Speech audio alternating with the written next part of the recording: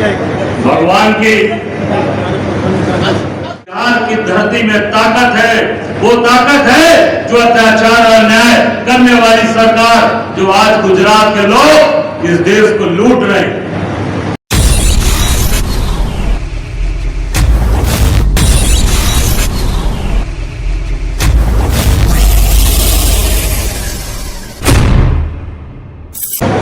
बक्सर की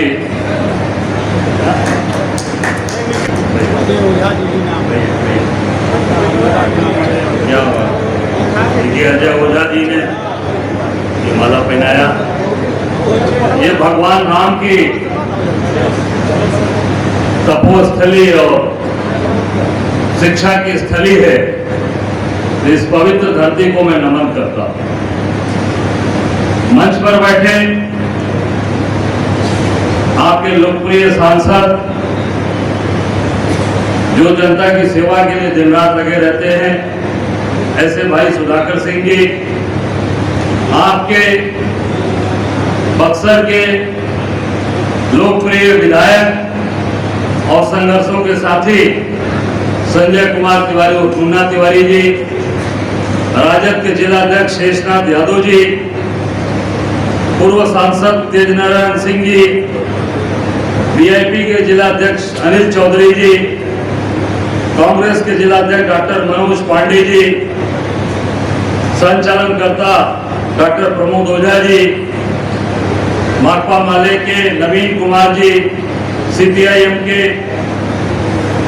परमहंस जी, सीपीआईएम के जितेंद्र जी, श्वेता पाठक जी, आरजेडी की पूजा जी, राजद महिला जिला अध्यक्ष निर्मला देवी जी, कांग्रेस जिलाध्यक्ष डॉक्टर मनोज जी, अरुण ओझा जी, संजय कुमार पांडे जी, राजन जी, ब्लॉक अध्यक्ष, यहाँ संतोष भारती जी, अजय ओझा जी, नंदू उपाध्याय जी, श्री वर्धन जी, और आप सबके बीच के मेरे छोटे भाई, आपके यहाँ बक्सर के ब्लॉक प्रमुख रमेश मटरू जी, मेरे साथ आए गाजीपुर के जिलाध्यक्ष सुनील राम जी, मेरे साथ आए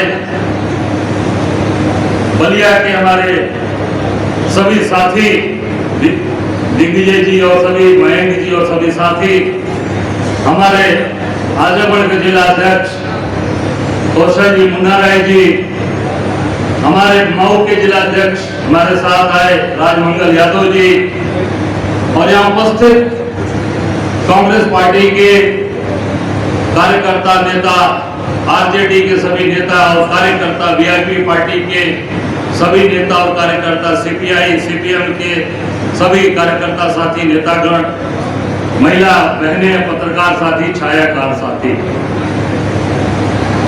मेरे पहले भी सांसद जी ने काफी विस्तार से बातें बताई हैं और बनारस के बारे में भी इन्होंने काफी कुछ बताया आपको।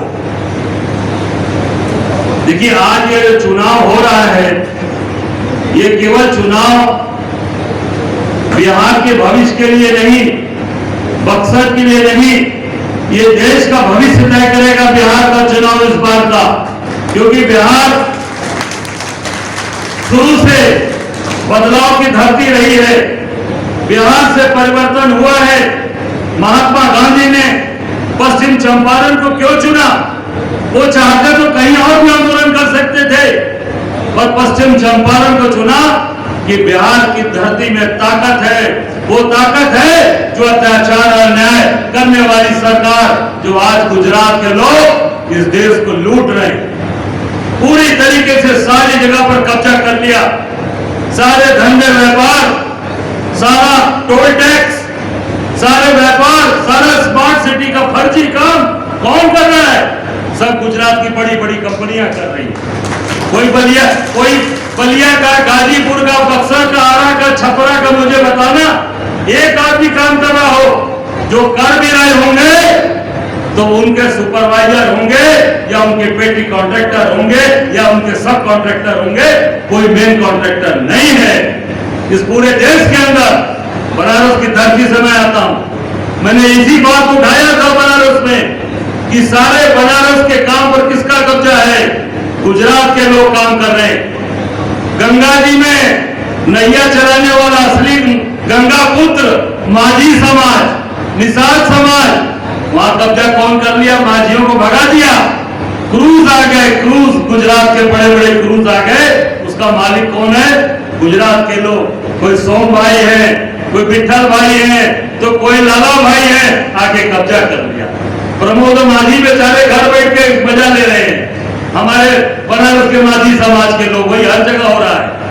तो अगर आप नहीं चाहते, आप परिवर्तन की धरती वाले लोग हो, अगर बिहार लड़ने वाला इतिहास में दर्ज है बक्सर, अगर आपने परिवर्तन नहीं किया पूरे देश का, तो निश्चित तौर से मैं आपको बताना चाहूंगा, ये देश, इसको ये रसातल में लेके जा रहे हैं, पूरे देश को ये बर्बाद कर रहे हैं।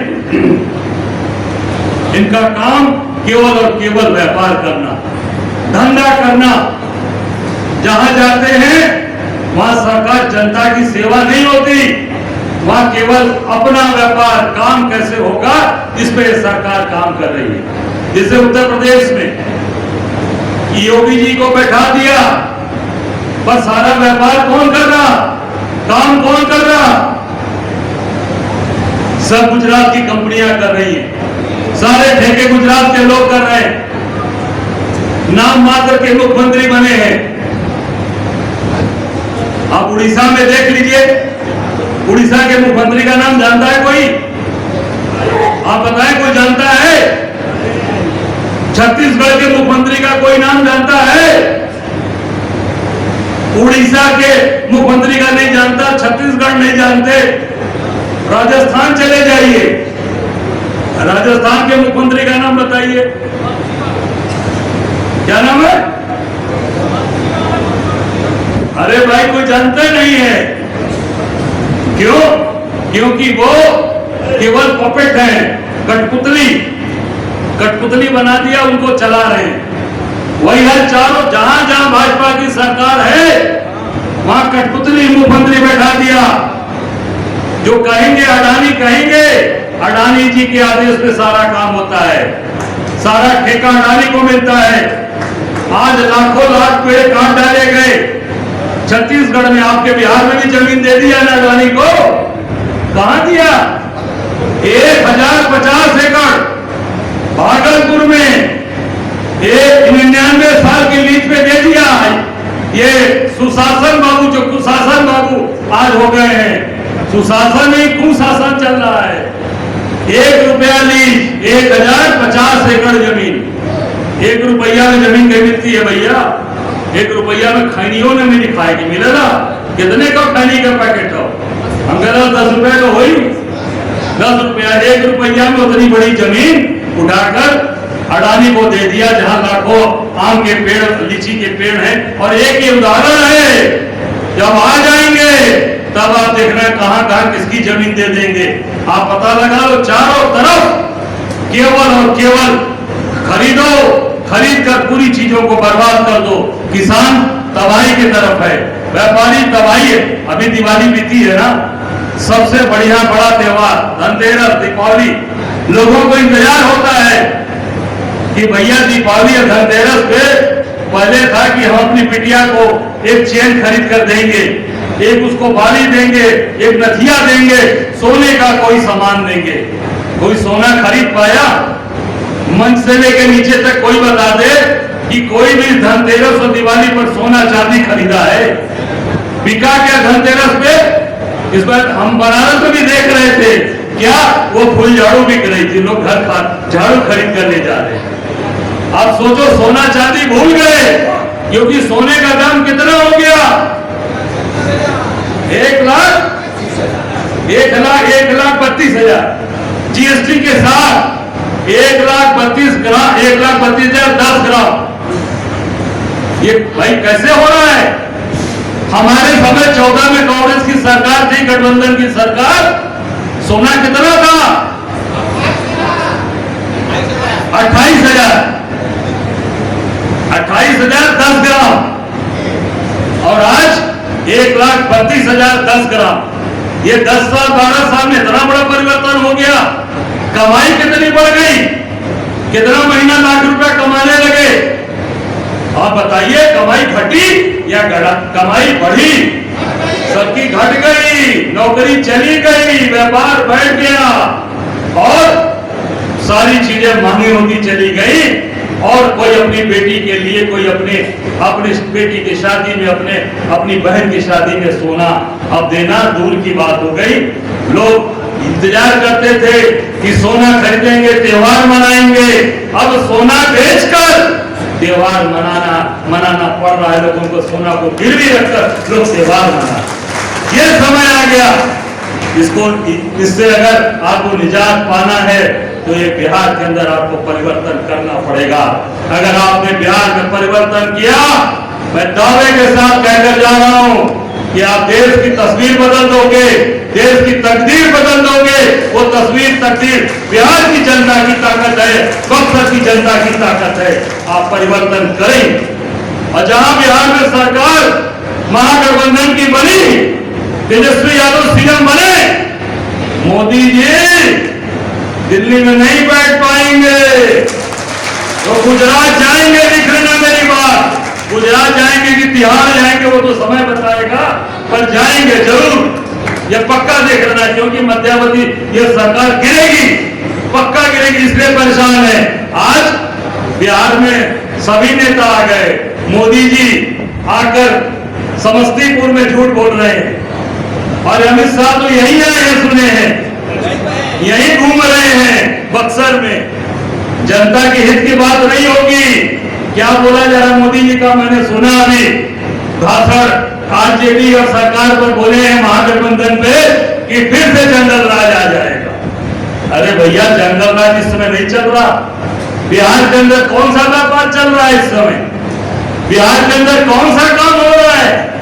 बिहार में सिर्फ एक काम हो रहा है जो हम उत्तर प्रदेश में रहकर देख रहे हैं और सुन रहे हैं। व्यापार के नाम पर केवल और केवल शराब की तस्करी हो रही है पूरे बिहार में। शराब भिजवा रही है ये सरकार पूरे बिहार के अंदर। शराब की तस्करी आपको होटल में चाहिए, लान में चाहिए, शादी में चाहिए, घर पे चाहिए, सब तस्करों के माध्यम से शराब आपके शादी और घर में पहुंच जाएगी। यही बिहार है, यही जंगल राज। यह कहते हो जंगल राज, इससे बड़ा जंगल राज क्या है? इससे बड़ा गलत काम क्या है कि आप शराब पर प्रतिबंध लगाते हो और शराब को घर घर में तस्करी करके पहुंचवा रहे हो। और सरकार में बैठे इनके जो जितने शासन सत्ता में बैठे इनके नेता हैं वो तस्करी में शामिल है। पूरे प्रशासन के लोग, पूरे बिहार की पुलिस को आपने शराब की तस्करी में लगाकर पैसा कमाने का काम किया। एक ही रोजगार दे दिया पूरे बिहार को। ये सब खत्म होना चाहिए। ये मोदी जी इसका जवाब दो कि ये जंगल राज नहीं, महाजंगल राज चल रहा है। आप व्यापार नहीं देते, काम नहीं देते, फैक्ट्री कहां लगाते हैं मोदी जी? फैक्ट्री कहां लगती है? मैं बनारस से आता हूं। बनारस में जनता ने ऐसे नहीं मोदी जी को चुनाव हराया और बेईमानी करके चुनाव जीते हैं नरेंद्र मोदी। आज अगर वहां पर सही काउंटिंग हो जाएगी, मोदी जी लाखों से बनारस का चुनाव हारेंगे। 7 राउंड हारे, 1 बजे तक चुनाव हारे हैं। और 1 बजे के बाद जब इलेक्शन ने डिक्लेयर किया, इलेक्शन कमीशन ने किया जा रहा है आगे, उसके बाद चुनाव आयोग ने अपनी अधिकृत वेबसाइट जो अपडेट होता है उसको बंद कर दिया। 543 सीटों पर चुनाव होते हैं पूरे देश में, 542 सीटों का अपडेट आया। एक सीट, बनारस की सीट को 1 बजे के बाद रोक दिया। किसी टीवी चैनल पे, किसी मीडिया में नहीं आया। 4 बजे 4:30 पे डिक्लेयर होता है कि मोदी जी 1,52,000 वोट से चुनाव जीत गए। अरे भाई, हर राउंड का बताओ ना कि हजारा कितने वोट से आगे थे, कितने पीछे थे, मोदी कितने पीछे थे, ये क्यों नहीं बताया आपने? हर राउंड की गिनती को अपडेट किया जाता है, चुनाव आयोग अपडेट करता है। बंद कर दिया इसलिए कि चोरी और बेईमानी से चुनाव जीता। मैं आप लोगों से यही अपील करने आया हूं कि पूरी ताकत के साथ बिहार के अंदर महागठबंधन की सरकार बनाइए, तेजस्वी यादव को सीएम बनाइए और मुकेश सहनी डिप्टी सीएम, और निश्चित तौर से कांग्रेस को ताकत दीजिए। निश्चित आत्मदान और पूरे देश के अंदर परिवर्तन होगा। ये संदेश बिहार का पूरे देश के गांव हम लोग सब लोग इंतजार कर रहे हैं। पूरा 20 जिला, मैंने उत्तर प्रदेश के अध्यक्ष के नाते 20 जिले को पूरे बिहार के बॉर्डर एरिया में लगाया है।